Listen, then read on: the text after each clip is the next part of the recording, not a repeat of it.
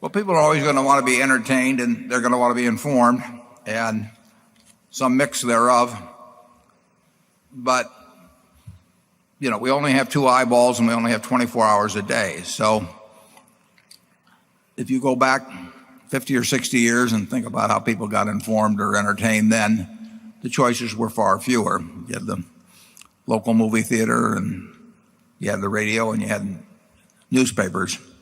And as the years have gone by, what technology has done is opened up a huge variety of ways of being informed faster, certainly, and whether it's better or not depends on who you ask, and certainly entertained in way many more forms, many that are free, and it hasn't expanded the time you have for entertainment or for acquiring knowledge. And anytime you get more and more people competing in any given area, generally the economics deteriorate. And the economics have deteriorated for newspapers, although they're still enormously profitable in relation to tangible equity employed, but they do not have the same economic prospects if you look at the future stream of earnings that it looked like they had 20 or 30 or 40 years ago. And television, again, the margins have been maintained surprisingly well, but the audience keeps going down, and for any given means of distribution. So that has to erode economics over time.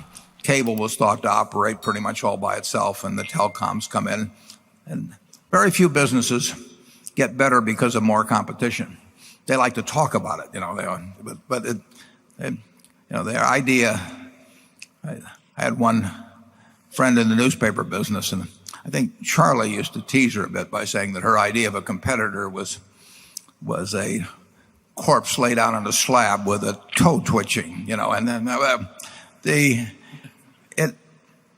it is not a better business when more people compete. So I think that, generally speaking, the economics of media businesses do not have a great outlook. I mean, compared, like I say, they're enormously profitable now in returns on tangible assets. I mean, it's a business.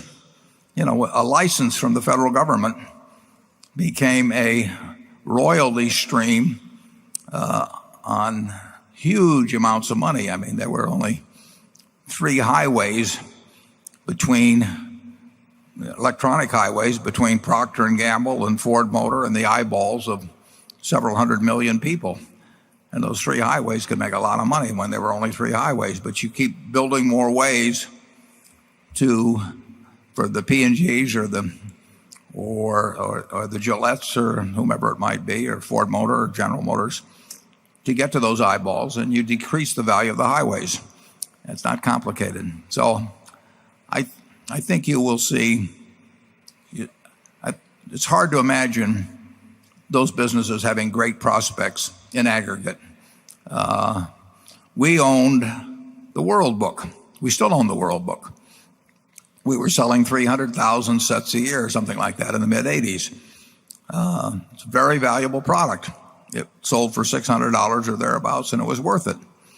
But the problem became that you could get that same information, or a good bit of the same information, very, very cheap through the internet. And you didn't have to cut down trees, and you didn't have to run paper mills, and you didn't have to hire United Parcel Service to deliver a very bulky package. And it isn't that the product we have isn't worth the money. It's that people have lots of other alternatives.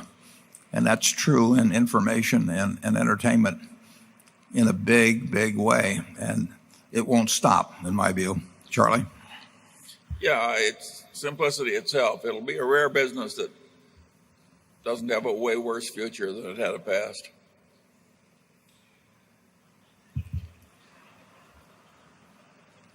Give them the bad news, Charlie.